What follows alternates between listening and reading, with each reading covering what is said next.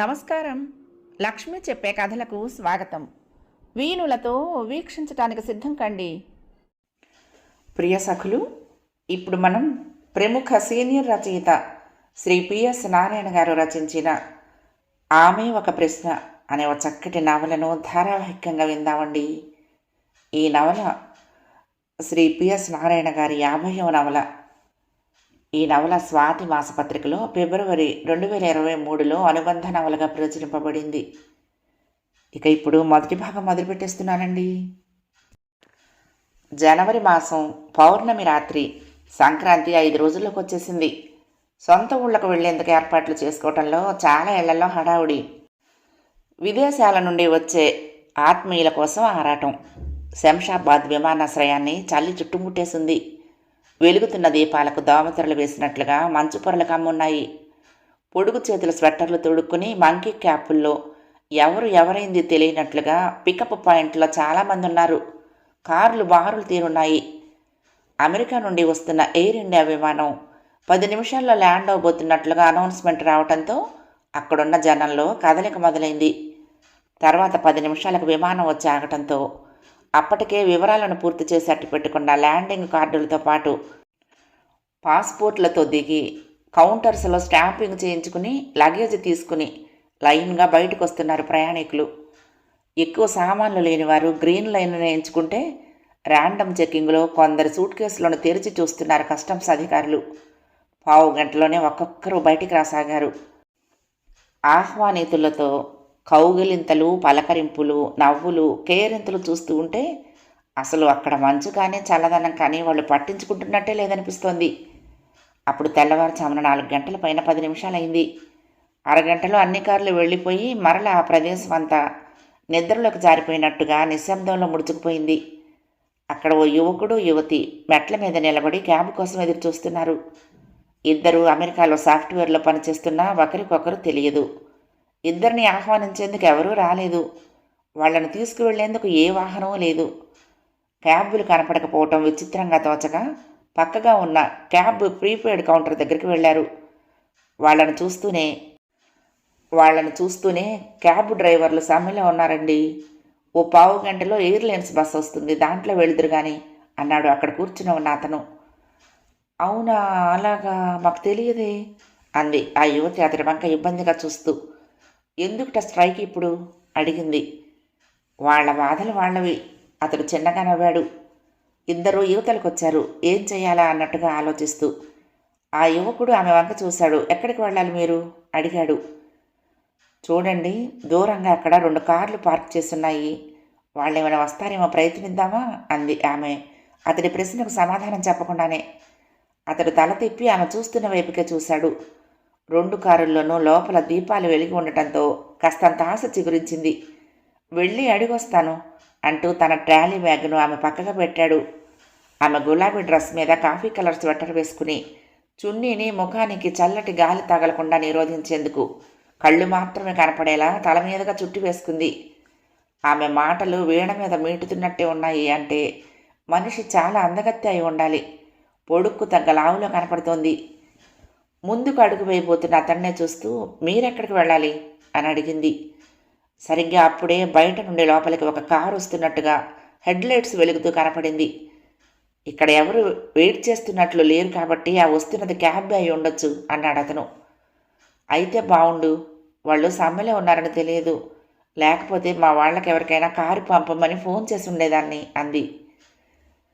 ఎంత సమ్మె ఉన్నా దాన్ని ఎగర్తించే వాళ్ళు ఉంటారు కొందరు. సంపాదనకు ఇదే సమయం అవటంతో రిస్క్ తీసుకుంటారు. అలాంటి వాళ్ళని ఎంకరేజ్ చేయకూడదు, కానీ మన అవసరాలు మనం చూసుకోక తప్పదు. ఇప్పుడు వస్తున్నది అలాంటి వాడేనేమో చూద్దాం అన్నాడు అతను. మీరెక్కడికి వెళ్ళాలి మరొకసారి అడిగిందామె.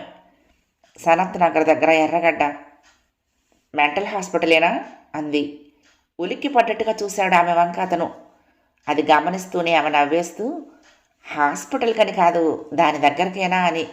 నేను దాని వెనక ఉన్న వికాసపుర కాలనీకే వెళ్ళాలి అంది. అతను తడబాట నుండి కోలుకుని, నేను కాస్త లోపలికున్న రాజీవ్ నగర్కి వెళ్ళాలి అన్నాడు. అయితే ఒక పని చెయ్యండి, ఇది క్యాబే అయితే ఎంత అడిగినా ఫిక్స్ చేసేయండి, షేర్ చేద్దాము. మనం ఎయిర్లైన్స్ బస్సులో వెళ్ళినా వాళ్ళు దించిన చోటు నుండి ఆటోనో కారో వెతుక్కోవాలి, టైం వేస్ట్ అంది. వాళ్ళు ఓ నిర్ణయానికి వచ్చే సమయానికి ఆ కారు వాళ్ళ ముందుకొచ్చి ఆగింది. అనుకున్నట్టుగా అది క్యాబే. ఎక్కడికి వెళ్ళాలి సార్? ముందుకు వంగి వాళ్ళు నిల్చున్న వైపు అద్దం దించుతూ అడిగాడు డ్రైవర్. వెళ్లాల్సిన ప్రదేశం చెప్పాడు అతడు. ఆ కాలనీ ఎక్కడా అడిగాడు. సనత్ నగర్ ఈఎస్ఐ ఎదురు డబుల్ రోడ్లో ఉంది. 2000 అవుతుందండి అన్నాడు డ్రైవర్. My God, 2000? ఇక్కడ నుంచి 1000 కదా, మరీ రెట్టింపా? భుజాలు ఎగరేశాడు అతను. ఇస్తాంలే కానీ ముందుకొచ్చింది ఆమె. అదే ఏరియాలో మమ్మల్ని చెరొక చోట దించాలి అంది. దగ్గరేనా? 1 కిలోమీటర్ లోపే ఉంటుంది. సరే రండి అంటూనే దిగి వెనక్కి వచ్చి డిక్కీ తెరిచాడు డ్రైవర్. ఇద్దరు సూట్ కేసుల్ని దాంట్లో పెట్టేసి వచ్చి వెనక సీట్లో కూర్చున్నారు. కారు బయలుదేరి ముందున్న విశాలమైన రోడ్డు ఎక్కింది. ఆ తెల్లవారుజాము దీపాల వెలుగులో చుట్టూ చెట్లు ఓ అడవులకు వెళ్తున్నామా అన్నట్టుగా కనపడుతున్నాయి. పక్కగా దుబాయ్ విమానాలు ల్యాండ్ అయ్యే టెర్మినల్ విద్యుత్ దీపాల కాంతిలో వెలిగిపోతున్నది. ఎందుకు స్ట్రైక్ చేస్తున్నారు మీరు? ఎయిర్పోర్ట్ దాటి ముందుకొచ్చిన తర్వాత ఆమె అడిగింది. ఏ పనైనా రాత్రనక పగలనక చేస్తున్నప్పుడు 10 రూపాయల లాభం పొందాలనుకోవటం సహజమే కదా అమ్మా. గవర్నమెంట్ నిర్ణయించిన రేట్లకు నడిపితే వచ్చే ఆదాయం బొటాబొటీగా మా తిండికి సరిపోతుంది అన్నాడు. ఎన్ఎండిసి సర్కిల్ దాటింది. వాతావరణం చల్లగా ఉంది. రోడ్డుకు అటు ఇటు ఉన్న చెట్లన్నీ చలికి ముడుచుకుపోయినట్టుగా కదలకుండా ఉన్నాయి. రోడ్డు మధ్య డివైడర్ మీద వక్క చెట్లు ప్రయాణికులను సిటీలోకి ఆహ్వానించేందుకు నిలబడ్డట్టు వరుసగా కనపడుతున్నాయి. కారు బెంగళూరు హైవే ఎక్కడంతో వాహనాల రోద మొదలైంది. లారీలే ఎక్కువగా కనపడుతున్నాయి. ఆర్టీసీ బస్సులు, ప్రైవేట్ కార్లు ఉన్నాయి. వాళ్ళని ఓవర్టేక్ చేస్తూ వెళుతున్నది తామెక్కిన క్యాబ్. ఏమిటి హడావుడి? ఎక్కడికైనా పెళ్లికి వెళ్ళాలా? కాస్తంత ఎగతాళిగా అంది డ్రైవర్ నా అమ్మాయి. అతి వేగంగా వెళ్లే వాహనంలో ప్రయాణం చేయటం అంటే ఆమెకు చికాగ్గా ఉంటుంది. సమ్మెలో ఉన్నాం కదమ్మా, మా వాళ్ళ కంటపడ్డానంటే ఆపేసి గొడవ చేస్తారు. 5 అవుతోంది, తెల్లవారుతూనే అంతా రోడ్ల మీదకి వచ్చేస్తారు అన్నాడు వేగం తగ్గించకుండానే. నిన్నెవరో అడ్డగిస్తారని మమ్మల్ని గాల్లో కలిపేస్తానంటావా? నీకేం భయం లేదు, ఎవరొస్తారో చూద్దాము, చిన్నగా పోనీయి, లారీ వాళ్ళతో పోటీ పడబోకు అంది పెద్దగా. పర్వాలేదమ్మా, నేను 10 ఏళ్ల బట్టి ఈ రూట్లో తిరుగుతున్నాను, అన్ని మలుపులు తెలిసినవే అన్నాడు. అయితే ఇంతవరకు ఎన్ని యాక్సిడెంట్లు చేశామేం? అబ్బే, ఒక్కటంటే ఒక్కడి కూడా లేదమ్మా అన్నాడు పెద్దగా నవ్వేస్తూ అతడు. కారు పివి నరసింహారావు ఫ్లైఓవర్ ఎక్కేటప్పటికి 20 నిమిషాలు పట్టింది. అప్పటికే ఆ ఫ్లైట్ దిగిన వాళ్ళ కార్లన్నీ వెళ్ళిపోవటంతో కుడివైపు నుంచి ఎదురొస్తున్న వాహనాలే కనపడుతున్నాయి. అతడు వాళ్ళ మాటలు వింటున్నా మధ్యలో కల్పించుకోలేదు. అతడి కళ్ల ముందు ఇంటి దగ్గర తన కోసం ఆత్రంగా ఎదురుచూస్తూ ఉండే తల్లిదండ్రులే కనపడుతున్నారు. ఆమె మాటను పట్టించుకున్నట్టుగా డ్రైవర్ వేగాన్ని తగ్గించకుండానే పోతున్న వాహనాలను అటు ఇటు దాటించేస్తున్నాడు. అది గమనించి ఆమె అతడి వైపుకు తిరిగి భుజాలు ఎగరేసింది. ఇకప్పుడు అతడికి కల్పించుకోక తప్పలేదు. మేడం చెప్తున్నది కదా, కాస్త చిన్నగా పోని అన్నాడు. అతడి మాటను డ్రైవర్ పట్టించుకోలేదు. ఫ్లైఓవర్ మధ్యలోకి వచ్చేటప్పటికల్లా 4 దృఢకాయలు రోడ్డుకు అడ్డంగా నిలబడి ఉన్నారు. కారును స్లో చేసి హారన్ కొట్టినా పక్కకు తప్పుకోలేదు. వాళ్ళెవరో అర్థం కావటంతో భయంగా కారు ఆపక తప్పలేదు డ్రైవర్కు. వాళ్ళు తోటి క్యాబ్ డ్రైవర్లే. ఏరా భాట్కో, సమ్మె చేస్తున్నామని తెలిసి కారు ఎందుకు తీసావు బయటకు? మాఫ్ కరో భాయ్, అమ్మని ఆసుపత్రిలో చేర్చాను, మందులకి డబ్బులు కావాలి, ఏం చేయమంటావు? డ్రైవర్ గొణుగుతున్నట్టుగా అన్నాడు. మీలాంటి వాళ్ళేరా సంఘానికి చీడ పురుగులు, కారు తీసి పక్కన పెట్టు. 4 మోగారు. అందులో ఒకడు పక్కకొచ్చి డ్రైవర్ చొక్కా పట్టుకున్నాడు. డ్రైవర్ పోనీ కారు, ఒక్కరిపరిచింది ఆ అమ్మాయి. 24 గంటలు ప్రయాణం చేసి వస్తే ఇంకా మమ్మల్ని రోడ్డు మీద ఆపుతారా? సమ్మె అనుకున్నప్పుడు కారును అసలు బయటికి రానియకుండానే ఉండాల్సింది అంటూ పెద్దగా అరిచింది. మిమ్మల్ని ఇబ్బంది పెట్టాలనేది మా ఉద్దేశం కాదమ్మా. ఇలాంటి వెధవల వల్లే సమ్మెలు విఫలమవుతున్నాయి. మీరు దిగండి, ఏదైనా ప్రైవేట్ కారు వస్తే మేమే వాళ్ళని బ్రతిమాలి ఎక్కించి పంపిస్తాము అన్నాడు అందులో ఒక అతను వినయంగా. మేము దిగమండి, వాళ్ళు మాత్రం ముక్కు మొహం తెలియని మమ్మల్ని ఎందుకు ఎక్కించుకుంటారు అంది. మీ ఇష్టం, మీకు సాయం చేయాలనే సలహా ఇచ్చాం. మీరు దిగినా దిగకపోయినా ఇక్కడ నుండి ఈ క్యాబ్ 1 అంగుళం కూడా ముందుకు కదలదు. అందులో మరొక అతను కరకు కంఠంతో పెద్దగా అన్నాడు. విసురుగా కారు డోరు తీసి కాలు కింద పెట్టింది ఆ అమ్మాయి. దిగుతాం, ఆన్లైన్లో దీనికి 2000 కట్టాము, మా డబ్బులు మాకు ఇప్పించేయండి, వెనకాల ఎయిర్లైన్స్ బస్ వస్తుంది, దాంట్లో వెళ్ళిపోతాం అంది గొంతు పెంచి. ఆమె దిగి అరుస్తూ ఉంటే తను మాట్లాడకుండా లోపల కూర్చోవటం బాగుండదన్నట్టుగా అటు నుండి తలుపు తెరుచుకుని అతడు దిగపోతూ ఉంటే దిగొద్దన్నట్టుగా సైగ చేసింది ఆ అమ్మాయి. 2000? ఎక్కడికి వెళ్తున్నారు? విస్మయంగా అడిగాడు ఒకడు. ఏట్లోకి, మీకు అనవసరం అదంతా. ఆమెకు మహా చికాగ్గా ఉంది. ఆ డబ్బులు మీరిస్తారో డ్రైవర్ ఇస్తాడో తేల్చుకోండి, మా టైం వేస్ట్ చేయొద్దు. ఇప్పటికే గంటలు గంటల ప్రయాణంతో విసుగు పుడుతోంది. చేతిలోని సెల్ ఆన్ చేస్తూ నేను 100 నెంబర్కి ఫోన్ చేస్తున్నాను, వాళ్లే వచ్చి తేలుస్తారు అంటూనే చటుక్కున కారు ఎక్కి కూర్చుని డోర్ మూసేసింది. అడ్డం పడ్డ ఆ నలుగురు ఏం మాట్లాడాలో తెలియనట్లుగా బిక్కమొహాలేసుకొని చూస్తున్నారు. వెనక నుండి వస్తున్న కార్లు ఒక్కొక్కటే వాళ్ళ పక్క నుంచి వెళ్ళిపోతున్నాయి. అందులో ఒకడు నోరు తెరిచి, అరే ఆ 2000 ఇచ్చేరా అన్నాడు డ్రైవర్తో. నా దగ్గర ఎక్కడున్నాయి, మేడం చెప్పట్లా, ఆన్లైన్లో వేశామని అన్నాడు. అందులో ముందున్నవాడు, పోరా పో, వాళ్ళని దించేసి ఇంటికి పో, నేను మన వాళ్ళందరికీ నీ వెహికల్ నెంబర్ వాట్సాప్లో పెడుతున్నాను, మళ్ళా కనపడ్డావో మక్కిలు ఎరగతనటమే కాదు, బండిని పెట్రోల్ పోసి తాగలేమని చెప్తాను అంటూ పక్కకు తప్పుకున్నారు. వెనక నుంచి వస్తున్న వాహనాల్లో క్యాబులున్నాయేమోనని చూస్తూ. ఆ మాట వినటం ఆలస్యం. కారును ముందుకు ఒక్క దూకు దూకించాడు క్యాబ్ డ్రైవర్. అతడి దూకుడికి ఆమె పకపక నవ్వుతోంది. నీకేం భయం లేదు, చిన్నగా పో, ఈసారి ఎవడన్నా ఆపితే డీజీపీ మా అంకుల్ అని చెప్తా అంది. పక్కనే కూర్చున్న అతడు ఆమె సామాన్యురాలు కాదన్నట్టుగా నోరు తెరుచుకొని చూస్తున్నాడు. క్యాబ్ ఫ్లైఓవర్ దిగి సరోజినీదేవి కంటి ఆసుపత్రి దాటింది. అతను ఆమె వైపుకు కాస్తంత వంగి, నా పేరు కాశీపతి, మీ పేరు అడిగాడు. ఖాళీ అంది పెద్దగా నవ్వేసి ఆ అమ్మాయి. ఎక్కడ పనిచేస్తున్నారు? కాలిఫోర్నియాలో. తర్వాత మీ ప్రశ్న దేంట్లో అనే కదా మైక్రోసాఫ్ట్ చెప్పింది. ఆమె మాట తీరుకు బెదిరిపోయాడు. నేను కాలిఫోర్నియాలోనే పనిచేస్తున్నది, ఒరాకల్లో. ఆమె నవ్వేసింది. అక్కడ భారతీయులు నా జుట్టు అంతమంది ఉన్నారు, మీ రెసిడెన్స్ ఎక్కడా? ఫ్రీమాంట్లో చెప్పాడు. నేనుండేది సన్నీవేల్ అంటుండగానే ఆమె సెల్ మోగింది. ఆన్ చేస్తూనే, సుష్మను మాట్లాడుతున్నాను నాన్న, మెహదీపట్నం దాకా వచ్చాను, అరగంటలో నీ ముందుంటా, అమ్మ నువ్వు గేటు తీసుకుని వాకిట్లో నిలబడి ఉండాలి మురిపంగా అంది. కాశీపతి పక్కపక్క నవ్వేసి, మీరు అబద్ధాలు చాలా గొప్పగానూ తేలిగ్గానూ ఆడేయగలరు అన్నాడు. ఆమె గ్రహించింది అతను ఎందుకలా అన్నాడు. ఆడది ఖాళీ అయితేనే ఈ ప్రపంచంలో పతం కలిగేది. చిరు దరహాసం చేస్తూ ముఖమంతా చుట్టుకున్న చున్నీని తీసి భుజం మీద వేసుకున్నది. అప్పుడు గమనించాడు, ఉండి ఉండి మెరుస్తూ లోపల పడుతున్న దీపాల కాంతిలో ఆమె పూర్తి ముఖాన్ని. బంగారు రంగు నుదుటి మీద పడుతున్న రింగుల నల్లటి చుట్టూ, విశాలమైన కళ్ళు, ఆ కళ్ళను పెద్దవి చేస్తూ పెట్టుకున్న కాటుక చెదిరి ముక్కు మీదుగా కళ్ళ కిందకు జారి ముఖానికి మరింత అందాన్నిస్తోంది. కారిపోతూ ఉంటే ఆమె చెవులకు పెట్టుకున్న పెద్ద రింగులు అటు ఇటు ఊగుతున్నాయి. ముఖం తన వైపుకు తిప్పినప్పుడు ఆమె కుడివైపున ముక్కుకు పెట్టుకున్న ఎర్రరాయి పుడక తళుక్కున మెరిసింది. ఇన్ని గంటల ప్రయాణంలో కూడా ఆమె అలా మెరిసిపోతున్నది అంటే బయలుదేరినప్పుడు ఇంకెంత అందంగా ఉందో. ఆమె సుష్మ, మనోజ్ఞమైన స్త్రీ, అరులకు ఖాళీ. ఆమె మళ్ళా తన వైపు ఎప్పుడు చూస్తుందా, ఎప్పుడు ఆ అందాన్నంత ఆస్వాదిందామా అన్నంత ఆత్రంగా పదే పదే ఆమె వంకే చూస్తున్నాడు కాశీపతి.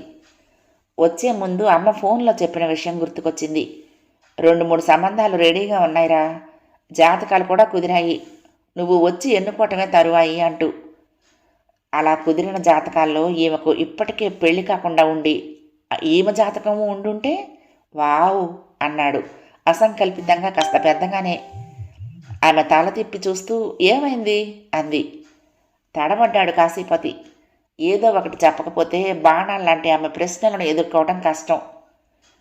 ఏం లేదులేండి, ఎప్పటిదో ఓ థ్రిల్లు గుర్తుకొచ్చింది సిగ్గుపడుతున్నట్టుగా తల ఉంచుకున్నాడు. ఆమె నవ్వేసి, పండగనేనా మీరు ఇండియా వచ్చింది ఊరగా చూస్తూ అడిగింది. పుణ్యము పురుషార్థము రెండూ కలిసి వచ్చేలా వచ్చాను, మరి మీరు? గుంభనంగా నవ్వాడు. మా అమ్మ నాన్న రమ్మంటే వాళ్ళ మాట తీసేలాక వస్తున్నాను అంది. అయితే ఎన్నాళ్ళుంటారు? తెలీదు. అదేమిటండి? అదంతే. వెళ్ళాలనిపిస్తే రేపే విమానం ఎక్కేస్తాను. కాదంటే అసలు అమెరికా వెళ్ళకపోనవచ్చు అంది. పిచ్చాసుపత్రి వెనకనే అన్నది కదా ఇల్లు. ఆ గాలి సోకిందేమో అనిపించగా చిరునవ్వు నవ్వాడు. మీ మాటలు అర్థం చేసుకోవటం చాలా కష్టం అన్నాడు. పీడ పోయింది. అసలు అర్థం చేసుకోవలసిన అవసరం ఏముంది? కొద్దిసేపట్లో ఎవరిళ్లకు వాళ్ళం వెళ్ళిపోతాము. తర్వాత మీరెవరో నేనెవరో అంటూనే వ్యానిటీ తెరుస్తూ, మర్చిపోయాను, చివరికి దిగేది మీరే కదా అంటూ అందులో నుంచి 2 500 నోట్లు తీసి అతనికి ఇవ్వబోయింది. పర్వాలేదులేండి, అది చాలా చిన్న మొత్తం, ఉంచండి, మీతో కలిసి ప్రయాణం చేయటమే ఆనందం అన్నాడు. అంటే ఆనందం కోసం ఎంతైనా ఖర్చు పెట్టేస్తారన్నమాట. అలాంటివి నాకు ఇష్టం ఉండదు. నా షేర్ నేను ఇచ్చేస్తాను అంటూ అతడి చేతిలో పెట్టేసింది ఆ 2 నోట్లను. ఆమె స్పర్శకు అతడి శరీరంలోకి విద్యుత్ ప్రసరించినట్లే అయ్యింది. అవును, మీరు ఇండియాకి ఎందుకు వచ్చారు అంటే పుణ్యము పురుషార్థం 2 కలిసి వచ్చేలా అన్నారు. పుణ్యం అంటే ఏ బాలాజీకో కనపడి మంచి సర్టిఫికెట్ కొట్టేయాలనే కదా. కోరుకుంటున్న పురుషార్థం ఏంటో కూడా చెప్పేయండి అంది. ఏదో అందరూ అనే మాటను తను అన్నాడు కానీ తనకు మాత్రం దాని అర్థం ఏం తెలుసచ్చు అనుకుంటూ, ఆ సర్టిఫికెట్తో పాటు కొన్ని సుఖాలు లాభాలు కూడా పొందాలని అన్నాడు. పురుషార్థం అంటే ధర్మము, అర్థము, కామము మరియు మోక్షము. మీరు ఈ 4 గంటల దేనిని ఆశిస్తున్నారు? బిత్తరపోయాడు ఆమె మాటలకు. ఆమె అమెరికాలో ఉద్యోగం చేస్తున్న, తెలుగు మీద మంచి పట్టే ఉన్నదన్నమాట. ఈమెతో జాగ్రత్తగా ఉండాలిరా బాబోయ్ అని మరొకసారి అనుకున్నాడు. తను మెరిసిపోతున్న ఆమె అందపు మైకంలో పిచ్చి వాగటం లేదు కదా. నాకు అనిపిస్తున్నది మీరు ఈ ట్రిప్లోనే పెళ్లి చేసుకుని కొత్త పెళ్ళంతా అమెరికా వెళ్ళాలనుకుంటున్నారు, అవునా అంది. అతడి మొహం ఎర్రబడింది. దెన్ ఫైన్, కంగ్రాచులేషన్స్ అంది. లేదండి లేదు, ఇంకా ఇంతవరకు ఎలాంటి నిర్ణయమూ తీసుకోలేదు అన్నాడు తడబడుతూ. 2 3 ఉన్నాయంటూ అమ్మ ఫోన్లో చెప్పటమే, చూడాలి. నచ్చితే మీ గెస్ కరెక్టే అవ్వచ్చు. ఆమె ముందు దాచాల్సిన అవసరమే ఉన్నది. ఓ పావు గంటలో ఎవరి దారిన వాళ్ళు వెళ్ళేటప్పుడు. ఆమె కూడా అదే పని మీద వస్తూ ఉంటే. అమీర్పేటలో కారు వెళ్తోంది. ప్రతి 2 నిమిషాలకు బయట నుంచి వచ్చిన ఒక ట్రావెల్స్ బస్ కనపడుతోంది ప్రయాణికుల్ని దించుతూ. తన మనసులోని అనుమానాన్ని తీర్చుకోవాలన్నట్టు, మీ హబ్బీ ఏం చేస్తూ ఉంటారు అడిగి ఆత్రంగా ఆమె వంక చూడసాగాడు. ఇంకా పెళ్లి కాలేదు అంటే తన మనసంతా కొండంత ఆశతో నిండిపోతుంది. ఉంటే కదా ఏదైనా చేయటానికి. ఆమె మాటలో ఏదో చికాకు కనపడినా అతనికి మాత్రం ఒక కిక్కిచ్చింది. ఉత్సాహంగా ఇంకాస్త ముందుకు వంగాడు. అయితే మీకు ఇంకా వివాహం కాలేదన్నమాట అన్నాడు ఉత్సాహంగా. అనే ఉంది, పెళ్ళయ్యి పేటాకులు కూడా అయి ఉండొచ్చు కదా అంది నవ్వేస్తూ. ఉలిక్కి పడ్డట్టుగా ఆమె వంక చూశాడు. ఎవరో తన నెత్తిన పోసేందుకు పెద్ద కుండతో నీళ్లు పట్టుకుని వెనక నించున్నట్టే అనిపించింది. విడాకులు తీసుకున్నారా? పెళ్ళైన 6 నెలలకు ఆయన అమెరికాలోనే రోడ్డు యాక్సిడెంట్లో పోయారు. అందుకే నాకు ఇండియా రావటం అంత ఇష్టం లేదు. వచ్చిన దగ్గర నుంచి అమ్మా నాన్నల గోల మళ్ళీ పెళ్లి చేస్తామంటూ అంది. బిగుసుకుపోయాడు కాశీపతి ఆమె మాటలకు. ఈఎస్ఐ ఎదురుగ్గా ఉన్న డబుల్ రోడ్డులోకి తిరిగింది క్యాబు. సుష్మా చేతిలోని సెల్లులో తల్లికి కాల్ చేసి, ఇంకా సరిగ్గా 2 నిమిషాల్లో మీ ముందుంటాను అంది. యునాని ఆసుపత్రి, ఆయుర్వేదిక్ కాలేజీ దాటింది. అమ్మయ్య, వచ్చేసాం మా ఇంటి దగ్గరకు అని హాయిగా ఐహిక బాధలన్నిటికీ అతీతురాలన్నట్టుగా నవ్వేస్తూ అంది. విభ్రాంతిగా చూశాడు ఆమె వంక. తను మరొక 5 నిమిషాల్లో తన ఇంటి ముందు దిగుతాడు. ఆమె తన భర్త చనిపోయాడు అని చెప్పిన మాట విన్న దగ్గర నుండి మనసంతా వికలమైంది. దేవుడు ఇలా వింత వింత ఆటలు ఎందుకు ఆడతాడో అర్థం కాలేదు. ఓ తారలా మెరిసిపోతున్న ఆమె గుండెల మీద పెళ్ళైన 6 నెలలకే ఇంత దెబ్బ కొట్టాలా? అప్పుడప్పుడే తూర్పు దిక్కున కాంతి రేఖలు విచ్చుకుంటున్నాయి. గేటు తీసి వాకిట్లో నిల్చున్నారు చూడిద్దరు, అక్కడ ఆపు డ్రైవర్తో చెప్పింది సుష్మా. క్యాబ్ ఆగింది. అక్కడ నిల్చుని ఉన్న 2 ముందు. 2 పెద్దవాళ్లే. వాళ్ల పక్కన తీసి ఉన్న గేట్లో నుంచి లోపలికి చూశాడు. పెద్ద ఆవరణలో ఓ పెంకుటిల్లు, ముందంతా ఎన్నో పూల మొక్కలు. మీ సెల్ నెంబర్ ఇస్తారా అడిగాడు కాశీపతి. సారీ, అపరిచితులకు నా నెంబర్ ఇవ్వనండి, థ్యాంక్ యూ, బాయ్ అంది. కాశీపతి అమెరికా నుండి వచ్చిన మర్నాడు తండ్రి విశ్వనాథం తమను సంప్రదించిన సంబంధాలలో ఎన్నుకున్న మూడింటి గురించి చెప్పాడు. జాతకాలు కుదిరాయి. ముగ్గురు బాగా చదువుకున్న పిల్లలే, మంచి కుటుంబాలే. అమ్మాయిలు బాగున్నారు. నాగోల్లో ఉండే అమ్మాయి అయితే పెద్ద సంసారంలో నుంచి వస్తుంది. ముగ్గురు అన్నలు, ఒక అక్క. అందరూ ఉద్యోగాలు చేస్తూ పెద్ద హోదాల్లోనే ఉన్నారు. కొడుక్కి బాగా అండగా ఉంటారనేది పాతకాలం నాటి ఆయన ఆశ. అయితే ఆ అమ్మాయి కాశీపతి మీద కాస్తంత రంగు తక్కువ. సైనికపూర్లో ఉండే అమ్మాయికి తండ్రి లేడు. డబ్బుకు ఇబ్బంది లేకపోవడంతో తల్లి కొడుకును కూతుర్ని బాగా చదివించింది. సొంత ఇంట్లోనే ఉంటారు. ఆమె అన్నదమ్ములే వాళ్ళకు అండగా ఉంటారు. మూడో సంబంధం రాజేంద్ర నగర్ నుండి వచ్చింది. ఆ అమ్మాయి సన్నగా, పొడుగ్గా, చక్కగా ఉంది. కట్టుకున్న చీరలో కళకళలాడుతున్న ఆ అమ్మాయి ఫోటోలో చూస్తూనే ఆకర్షితుడయ్యాడు కాశీపతి. బీటెక్ తర్వాత క్యాంపస్ సెలక్షన్లో ఓ పేరున్న సంస్థలో చేరింది. ఆ అమ్మాయికి ఓ అన్నయ్య ఉన్నాడు. 2 ఏళ్లయింది అతడు అమెరికా వెళ్ళి. అంతకుముందే వాళ్ల ఫోటోలు మెయిల్లో కాశీపతి చూసి పచ్చజెండా ఊపేశాడు. ఆ రోజు 4 గంటలకు రాజేంద్ర నగర్ అమ్మాయిని ముందుగా చూడటానికి నిర్ణయించుకున్నారు. దానికి కారణం పక్కనే ఉన్న వికాసపురిలోనే ఆ అమ్మాయి పెదనాన్నగారింట్లో చూపులు ఏర్పాటు చేయటంతో. సంక్రాంతికి రమ్మనమని అన్నయ్య పిలవటంతో వచ్చి పండుగ 3 రోజులు అక్కడే ఉందామని అనుకున్నాము. అభ్యంతరం లేకపోతే ఆ సమయంలో చూపులు ఏర్పాటు చేస్తాము. మీకు అంత దూరం వచ్చే శ్రమ తప్పుతుంది అని అమ్మాయి తండ్రి ఫోన్ చేసి చెప్పడంతో తమకు సమయం కలిసి వస్తుందని సంతోషంగా అంగీకరించారు. కానీ తల్లి, మనం అమ్మాయి వాళ్ళ ఇంటికి రాజేంద్ర నగర్ వెళ్తే వాళ్ళ ఇంటిని, దాన్ని తీర్చిదిద్దిన తీరును చూడొచ్చు కదా, వారి తాహతో తెలుస్తుంది అని గునుస్తూనే ఉంది. నిజమేనే, కానీ మనకున్న సమయం తక్కువ. వచ్చేదా మాఘమాసం. అన్నీ బాగుంటే వాడు తిరిగి అమెరికా వెళ్ళేలోగా వివాహం చేసి పంపేస్తే సరిపోతుంది. వాడు మాత్రం అక్కడ ఎన్నాళ్ళు చేతులు కాల్చుకుంటాడు. విశ్వనాథం భార్యను అనునయించాడు. ఆయన రాష్ట్ర ప్రభుత్వంలో పెద్ద ఆఫీసర్గా రిటైర్ అయ్యాడు. ఉద్యోగం చేసినంతకాలం పొద్దున లేస్తూనే హడావుడి. 4 ఏళ్ల క్రితం విశ్రాంతి తీసుకున్న దగ్గర నుంచి 2 పూటలా నిష్టగా సంధ్యావందనం చేస్తూ 4 దేవుళ్లకు ఓ అరగంట పాటు పూజ చేస్తాడు. భార్య అయితే అత్తగారి పోయిన దగ్గర నుంచి తనే మహానైవేద్యం పెట్టడం మొదలుపెట్టింది. తర్వాత అక్కడే ఓ పక్కగా పీటేసుకుని కూర్చుని లలిత చదువుకుంటుంది. అవన్నీ అయ్యేటప్పటికి 12 దాటుతుంది. ముందు భర్తకు భోజనం పెట్టి తర్వాత తను తింటుంది. కాస్త పూర్వకాలం మనిషి.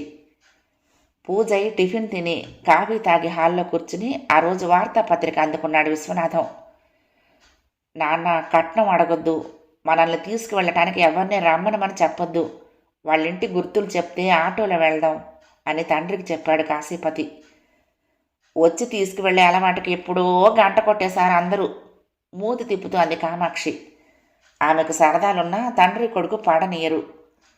3:30 కల్లా ఇంటి దగ్గర బయలుదేరారు. అమ్మాయికి ఇచ్చేందుకు దారిలో పూలు పండ్లు కొన్నారు. ఏజీ కాలనీ దాటిన తర్వాత ఇంటి నెంబర్ చూసుకుంటూ ముందుకు వెళ్తే కాశీపతి ఆశ్చర్యపోయేలా క్రితం రోజు తెల్లవారుజామున సుష్మ దిగిన ఇల్లే అది. దాన్ని చూస్తూనే ఉత్కంఠకు గురయ్యాడు. సుష్మను మరొకసారి చూడలేనేమో అనుకున్నాడు.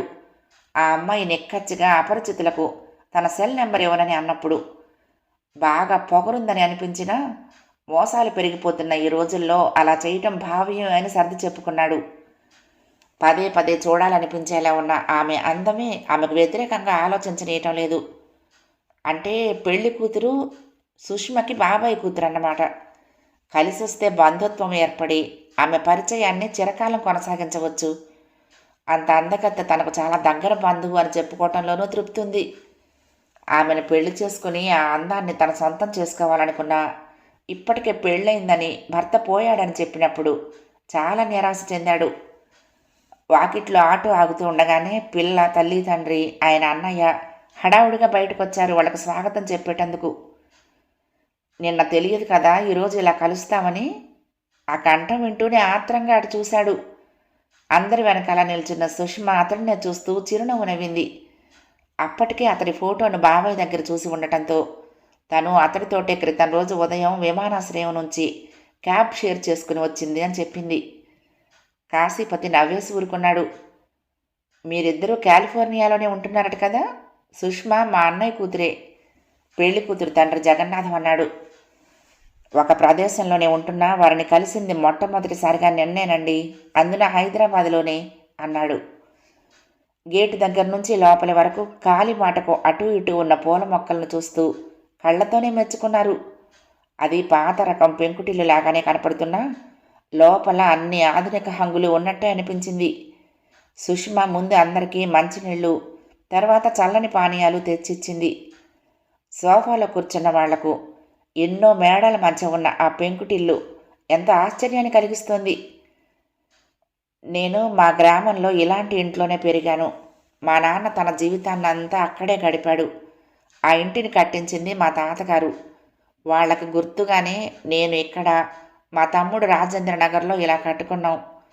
వాళ్ళ ఆస్తుల్ని అనుభవిస్తున్నప్పుడు వాళ్ళ ఇష్టాలను గౌరవిస్తే వారి ఆత్మలు సంతోషిస్తాయి అన్నది మా నమ్మకం. మా తమ్ముడైతే 2 పిల్లలు ఉండటంతో పడక గదులు 3 ఏర్పరచుకున్నాడు. నాకు ఒక్కతే కూతురు గనక 2 పడక గదులే చాలనుకుని హాలును విశాలంగా కట్టించుకున్నాను. అప్పటి ఆలోచనలకు ఇప్పటి వాస్తవాలకు పొంతన లేకుండా పోతున్నది. పిల్లలంతా విదేశీ వ్యామోహంలో పడుతున్నారు. చివరికి ఇక్కడ మిగిలేది ముసలాళ్ళమైన మేమే.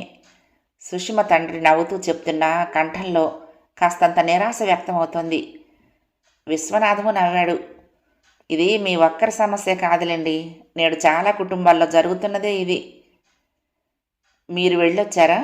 సుష్మ తండ్రి అడిగాడు. ఎక్కడండి, మా అబ్బాయికి సంసారం అంటూ ఏర్పడితే అందరిలాగానే వెళ్ళి ఓ 6 నెలలు ఉండి రావాలని. తమరి పేరు? విశ్వనాథం అడిగాడు. నా పేరు చిదంబరం అండి, నా భార్య మల్లిక. మా తమ్ముడి కుటుంబ వివరాలు మీకు తెలిసినవేగా అన్నాడు ఆయన. ఆయన 60-70 మధ్యలో ఉన్నాడు. ఆమెకు 60 దాకా ఉన్నా అంత వయసు ఉన్న దానిలా కనపడటం లేదు. సుష్మ పెళ్లి కూతుర్ని తీసుకొచ్చేందుకు వెళ్తూ ఉంటే పిన్ని వెనక వచ్చి, నువ్వు ఆ పకోడీలు పూర్తి చేస్తే అందరికీ పెట్టొచ్చు, కీర్తిని నేను తీసుకుని వస్తానులే అంటూ కూతురున్న గదిలోకి వెళ్ళింది. అంతకు గంట క్రితం నుంచి ఆమె కూతురు గదిలోనే కూర్చుని జడ వేయటం, పూలు పెట్టడం, ఏ చీర కట్టుకోవాలో ఎన్నిక చేయటం చేస్తూనే ఉంది. ఎందుకో కీర్తి అంత హుషారుగా లేదు అనుకుంది సుష్మ. వేడివేడి పకోడీలు ప్లేట్లలో సర్దుతున్నప్పుడు ఆమెకు అనుమానం వచ్చింది. భర్త పోయిన తను పెళ్లి కూతుర్ని తీసుకురావటం ఇష్టం లేక తనకి పని అప్పచెప్పిందా అన్న అనుమానం రాగా మనసు చివుక్కుమంది. కీర్తిని తీసుకొచ్చి హాల్లో కూర్చోబెట్టింది ఆమె. అమ్మాయి ఫోటోలో ఉన్నట్లే చక్కగా ఉంది. బిడియ పడుతున్నట్లుగా బిగుసుకు కూర్చుంది. పెళ్లి చూపులు కంటూ కొత్త వాళ్ళ మధ్య కూర్చోవటం కాస్త ఇబ్బందిగానే ఉంటుంది ఏ ఆడపిల్లకైనా. పచ్చటి రంగులో ఉన్న ఆమె పెద్ద జెరీ అంచు పసుపు పచ్చటి పట్టు చీరలో మరింత ఆకర్షణీయంగా కనపడుతోంది. పేరేమిటమ్మా? తెలిసిన విషయమే అయినా అడిగింది కామాక్షి ఆ అమ్మాయిని మాట్లాడించాలి అన్నట్టుగా. కీర్తి అండి. ఎక్కడ చదివావు? హైదరాబాద్లోనేనండి. ఆ అమ్మాయి తండ్రి మొదటి నుండి ఉద్యోగం హైదరాబాద్లోనే. మా అబ్బాయి అమెరికాలో ఉంటాడు కాస్త గర్వంగా చెప్పింది కామాక్షి. నీకు అక్కడికి వెళ్ళటానికి అభ్యంతరం లేదు కదా అంది. అంగీకారమో అనంగీకారమో తెలియకపోయినా ఎవరికి అనుకూలంగా వారు అన్వయించుకునేలా చిన్నగా తల ఊపి ఊరుకుంది. ఈలోగా ఆ అమ్మాయి తల్లి సుష్మ కలిసి ప్లేట్లలో స్వీట్లు, వేడివేడి పకోడీలు తెచ్చిపెట్టారు అందరి ముందు. సుష్మ తండ్రి నవ్వుతూ ఓ మాట అన్నాడు. పెళ్లి చూపుల్లో స్వీట్లు పెట్టేది ఎవరికి షుగర్ ఉందో గుర్తించటానికే. మొండిగా తినేవాళ్ళుంటే చేయగలిగింది ఏమీ లేదనుకోండి అంటూ నవ్వాడు. ఓ పావుగంట సేపు పెద్దవాళ్ళు కుటుంబ విషయాలు మాట్లాడుకున్నారు. అమ్మాయి వైపు వాళ్ళు కూడా కాశీపతిని గురించిన వివరాలను అతడిని అడిగి తెలుసుకున్నారు.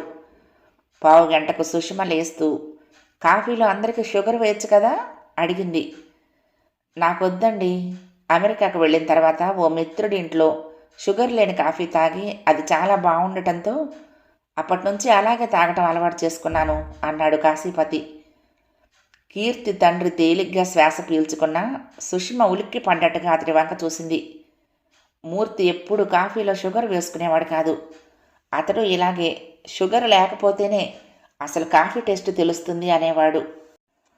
అతడితో గడిపిన అందమైన 6 నెలల జీవితాన్ని ఎంతగా మర్చిపోదామనుకున్నా ఇలాంటి నిజాలు గుర్తుకొస్తూ మర్చిపోనివ్వటం లేదు. సుష్మ మనసంతా కలవరపాటుతో నిండిపోయింది కాశీపతి మాట వింటూనే. ఇంట్లో కూడా నన్ను వెయ్యనీయడండి అంది కామాక్షి కొడుకు మాటలకు వత్తాసుగా. కాఫీలు తాగుతూ కాసేపు షుగర్ లేని కాఫీ మీద చర్చ జరిపారు. అమ్మాయితో ఏమైనా మాట్లాడాలనుకుంటే మీరు ఆ గదిలోకి వెళ్ళి మాట్లాడుకోవచ్చు, లేదంటే మమ్మల్ని అందరినీ వెళ్ళి బయట పూల చెట్లను చూడమన్నా సరే. సుష్మ తల్లి నవ్వుతూ లేచింది. తాము తెచ్చిన పళ్ళు పూలు కీర్తికి బొట్టు పెట్టి ఇచ్చింది కామాక్షి. బయటికి వెళ్ళబోతూ మల్లికే అంది, అబ్బాయిని అమ్మాయిని చూస్తూ. బీ ఫ్రీ, మనసులో ఉన్న అనుమానాలన్నీ తీర్చుకోండి, తర్వాత అది చెప్పలేదు ఇది చెప్పలేదు అని పెద్దవాళ్ళ మీద నెపం వేయొద్దు అంటూ వెళ్ళిపోయింది. ఆమెను అనుసరించారు అందరూ. అప్పటిదాకా నవ్వులతో నిండిన ఆ హాల్లో ఒక్కసారిగా నిశ్శబ్దం ఆవరించింది. తల వంచుకుని కూర్చున్న కీర్తినే ఆసక్తిగా చూస్తున్నాడు కాశీపతి. చక్కగా ఉంది, చదువుకుంది, వివరాలన్నీ అమ్మా నాన్న చెప్పనే చెప్పారు. చెప్పండి, మీ విషయాలన్నీ తెలుసు కాబట్టి ఇంకా ప్రత్యేకంగా అడగాల్సినవేమీ లేవు. నా గురించి మీ వాళ్ళు మీకు చెప్పారో లేదో తెలియదు అన్నాడు. ఆమె తాలెత్తి కాశీపతి వంక చూసింది ముభావంగా. మీరు ఏమీ అనుకోవద్దు, నాకు ఇప్పుడు వివాహం చేసుకోవాలని లేదండి అంటూనే చటుక్కున తల ఉంచుకుంది. మొదటి భాగం సమాప్తం. ప్రియ సఖులు, ఈ కథ మీకు నచ్చితే తప్పకుండా లైక్ చేయండి, షేర్ చేయండి, కామెంట్ చేయండి, సబ్స్క్రైబ్ చేసుకుని నన్ను ఎంకరేజ్ చేయండి. ఉంటానండి. ప్రేమతో లక్ష్మి, కృష్ణాతీరం దుర్గమ్మ సన్నిధానం. నమస్తే.